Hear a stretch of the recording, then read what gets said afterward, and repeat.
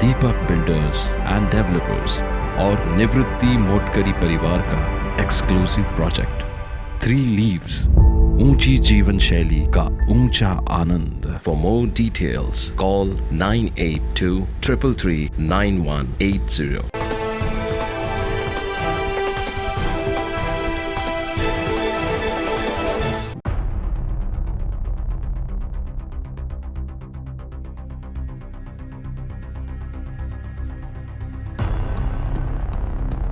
नाशिकच्या सिडको येथील नेखानगर या ठिकाणी माजी नगरसेवक पुत्र अजिंक्य चुंबळे यांच्यावर सिडकोतील युवकांकडून धारदार शस्त्राने मारण्याचा प्रयत्न। घटना सीसीटीव्ही मध्ये कैद। ही घटना सायंकाळच्या सुमारास लेखानगर येथील चौकात घडली असून 3 दिवसांपूर्वी एका खाद्यपदार्थाच्या गाडीवर बसण्यावरून समजूत काढताना घडल्याची समजते। त्यामुळे मनात राग धरून शिवाजी चौक सिडको येथील गुन्हेगार प्रवृत्तीच्या काही युवकांनी हातात कोयता व शस्त्र घेत अजिंक्य चुंबळे यांना मारण्याचा प्रयत्न केला। त्यामुळे या परिसरात तणाव निर्माण झाला आहे।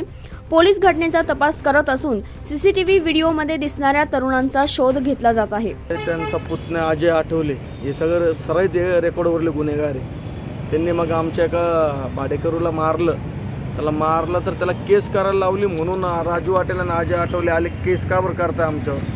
तर मी त्यांना म्हणलं की केस तर कायदेशीर करायला लागलं, वारंवार नाही सोडता येणार।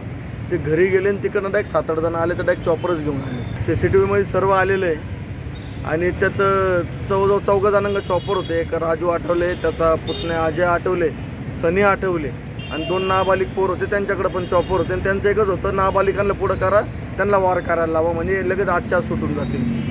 या घटनेमुळे लेखानगर परिसरात तणावाचं वातावरण निर्माण झालं असून पोलीस सर्व घटनांवर लक्ष ठेवून आहेत। 9 न्यूज महाराष्ट्रासाठी प्रतिनिधी नितीन चव्हाण, सिडको।